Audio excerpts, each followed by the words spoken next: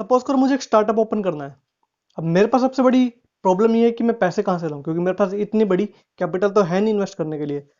अब बैंक मुझे पैसे देगा नहीं लोन पर, क्योंकि मेरे पास कोई सिक्योरिटी नहीं है, क्योंकि अभी स्टार्टअप तो मैंने ओपन करा नहीं। तो अब मैं जाता हूँ वेंचर कैपिटलिस्ट के पास और मैं इनको कहता हूँ कि आप ना मुझे 500 करोड़ रुपए दे दो और मेरे कंपनी के, मेरे स्टार्टअप के 10% शेयर ले लो, यानी कि आप शेयर होल्डर बन जाओ मेरी कंपनी के। अब वेंचर कैपिटलिस्ट कौन होते हैं? ये लोग ना स्टार्टअप्स में पैसे इन्वेस्ट करते हैं, मतलब कि जो प्राइवेट अनलिस्टेड कंपनी है जो अपना बिजनेस स्टार्टअप करना चाहती है उनमें ये पैसे इन्वेस्ट करते हैं। अब ये क्या करते हैं? अब इनके पास भी खुद का पैसा तो होता नहीं है, इनके पास बड़े बड़े इन्वेस्टर्स होते हैं, वेल्दी फैमिलीज होती हैं।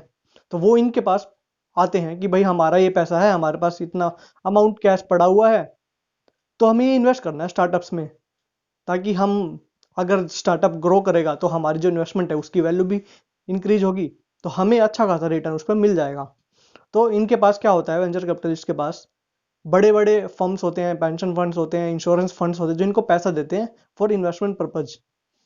अब फॉर एग्जांपल वेंचर कैपिटलिस्ट हैं, उनके पास कुछ इन्वेस्टर्स आए बड़े बड़े कि ये 1,000 करोड़ रुपए हम आपको देते हैं, आप इनको ना इन्वेस्ट करो स्टार्टअप में, और ऊपर 250 करोड़ वेंचर कैपिटलिस्ट अपने भी लगा देते हैं उसमें, तो 1,250 करोड़ हो गए। तो वहां पर एक फंड बना देते हैं वो वेंचर कैपिटलिस्ट फंड, या प्राइवेट इक्विटी फंड बोलते हैं उसको।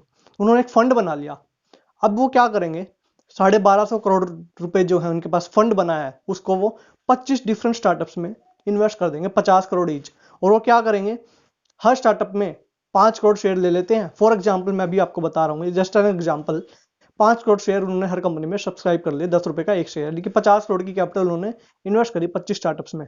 अब क्या होगा, जैसे जैसे वो बिजनेस ग्रो करेगा, करता जाएगा, उसकी वैल्यूएशन इंक्रीज होती जाएगी।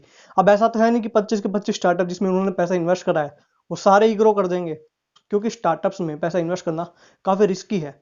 तो जो वेंचर कैपिटलिस्ट अपना इन्वेस्टमेंट करते हैं उसमें से 10 to 20% चांसेस होते हैं कि स्टार्टअप्स उसमें ग्रो कर जाएंगे, इसलिए वो काफी सारे स्टार्टअप्स में पैसा इन्वेस्ट करते हैं। कोई ना कोई तो ग्रो करेगा ही। 25 करें उन्होंने, तो 25 में से 3 ऐसे हैं जो काफी लेवल, अच्छे लेवल पर ग्रो कर जाएंगे बाद में। 22 में यहाँ पर मान के चल रहा हूँ कि वो फेल हो जाएंगे, उनकी जो इन्वेस्टमेंट है वो फेल हो जाएगी। पर 3 स्टार्ट जिसमें उन्होंने 50-50 करोड़ इन्वेस्ट करे हैं, 5 करोड़ शेयर उन्होंने सब्सक्राइब करे थे 10 रुपए के एक शेयर के हिसाब से। तो अब जैसे जैसे वो कंपनी ग्रो करेगी, करती जाएगी, एक टाइम ऐसा आ जाए उस कंपनी की वैल्यूएशन इतनी ज्यादा हो जाएगी, 50 करोड़ इन्वेस्ट करें उस कंपनी ने 10% शेयर के हिसाब से, तो यानी कि 500 करोड़ की उसकी कैपिटल है। पर उस कंपनी की वैल्यू जब वो ग्रो कर जाएगी तो इतना तो वो रेवेन्यू अर्न कर रही है, 1,000 करोड़ उसका ईयरली रेवेन्यू है, तो उसकी वैल्यूएशन अगर आप देखोगे तो उसकी 10,000 करोड़, 20,000 करोड़ ऐसी वैल्यूएशन उस कंपनी की हो जाती है।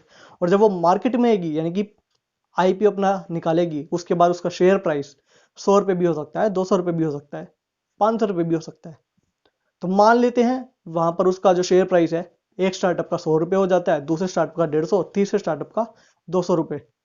तो अब वेंचर कैपिटलिस्ट फंड की कितनी वैल्यू हो गई वहां पर, 5 करोड़ शेयर थे उनके पास, तो पहले एक स्टार्टअप में 500 करोड़ हो गई, दूसरे में 750 करोड़, तीसरे में 1,000 करोड़, यानी कि 2,250 करोड़ रुपए की वैल्यूएशन हो गई। और मैं मान के चल रहा हूँ 22 अदर स्टार्टअप, इसमें उन्होंने 50-50 करोड़ इन्वेस्ट करे थे, वो फेल हो गए, यानी कि पैसा डूब गया उनका, यानी कि 1,100 करोड़ की वैल्यू उनकी डूब गई।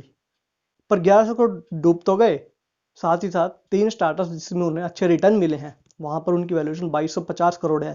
तो 2,250 करोड़ माइनस 1,100 करोड़, 1,150 करोड़ बन जाते हैं। अब 1,250 करोड़ जो वेंचर कैपिटलिस्ट ने पैसे इन्वेस्ट करे थे उसमें से 1,000 करोड़ बड़े इन्वेस्टर्स ने दिए थे, उसमें से क्या करेगा, 2% उनसे फीस चार्ज कर लेगा, यानी कि 20 करोड़ रुपए। साथ ही साथ जो उसने प्रॉफिट कमाया है, 1,250 करोड़ इन्वेस्ट करा, प्रॉफिट कितना कमाया, क्योंकि वैल्यूएशन हो गई 2,250 करोड़ रुपए, तो 1,100 करोड़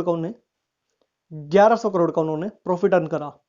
अब वो क्या करेंगे, इस प्रॉफिट का कुछ एक वो परसेंटेज डिफाइन करते हैं, जब वो इन्वेस्टर से पैसा लेते हैं फॉर इन्वेस्टमेंट पर्पस, तो उनके साथ एक डील साइन कर लेते हैं कि भाई जो भी प्रॉफिट होगा उसका 20%, 25% हम रखेंगे अपने पास, और बाकी का जो प्रॉफिट होगा वो हम तुम्हें ट्रांसफर कर देंगे। तो एक 1,100 करोड़ का प्रॉफिट हुआ है, तो वहां पर 20 करोड़ वो रख लेते हैं वेंचर कैपिटलिस्ट, तो 220 करोड़ का प्रॉफिट उन्होंने रख दिया, बाकी का 880 करोड़ का प्रॉफिट उन्होंने ट्रांसफर कर दिया इन्वेस्टर्स को।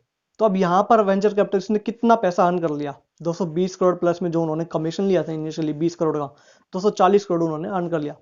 इस तरह से ये वेंचर कैपिटलिस्ट पैसा अर्न करते हैं अपना बिजनेस ग्रो करते हैं, अपने वैल्यूएशन करते हैं, अपना प्रॉफिट अर्न करते हैं।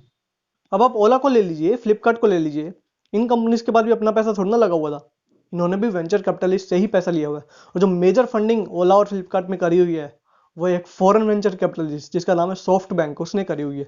तो इस तरीके से स्टार्टअप्स में काम होता है, फंड्स दिए जाते हैं वेंचर कैपिटलिस्ट के द्वारा स्टार्टअप्स को, ताकि वो अपना बिजनेस अच्छे लेवल पर ग्रो कर सके। और उसके बाद वेंचर कैपिटलिस्ट क्या करता है, जब उनको अच्छा खासा रिटर्न मिल जाता है, उनकी जो इन्वेस्टमेंट की वैल्यू है एक अच्छे लेवल पर आ जाती है, तो वो अपना स्टेक बेचकर उस कंपनी से निकल जाते हैं।